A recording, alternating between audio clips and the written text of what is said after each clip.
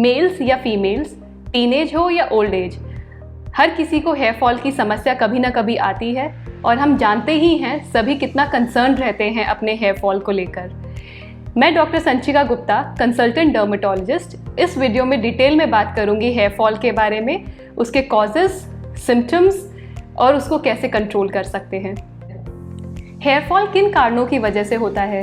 Hair fall के बहुत सारे कॉजेज़ होते हैं, जैसे कि nutritional deficiencies, emotional stress, physical stress, hormonal changes या कोई हम मेडिसिन स्टार्ट करते हैं तो उनसे हेयर फॉल होते हैं। कुछ न्यूट्रिशंस हमारी हेयर हेल्थ के लिए बहुत इंपॉर्टेंट होते हैं, जिसकी डेफिशिएंसी की वजह से हमें हेयर फॉल होता है, जैसे कि vitamin B12, vitamin D3, iron, zinc और बायोटिन। कुछ हार्मोनल चेंजेस की वजह से भी हमारा हेयर फॉल होता है, जैसे कि थायराइड डिसऑर्डर या चाइल्ड बर्थ, एबॉर्शंस या मेनोपॉज के समय पे हार्मोनल चेंजेस जो होते हैं उसकी वजह से भी हमें हेयर फॉल होता है।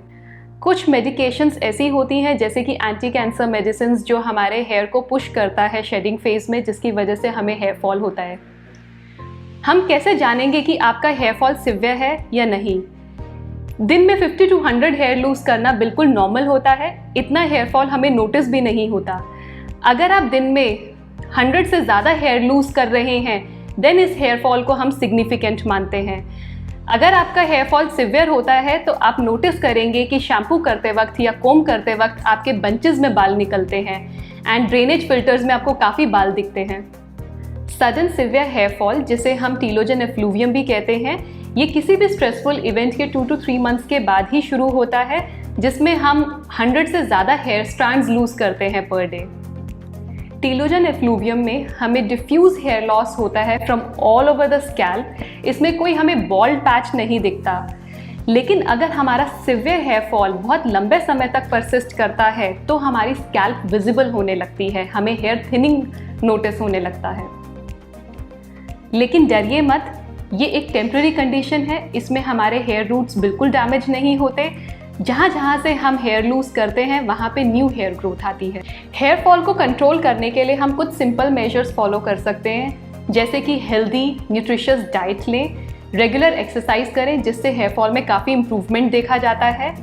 अपने स्कैल्प को क्लीन रखें, हफ्ते में एटलीस्ट 2 बार किसी भी माइल्ड शैम्पू से हेयर वॉश करें।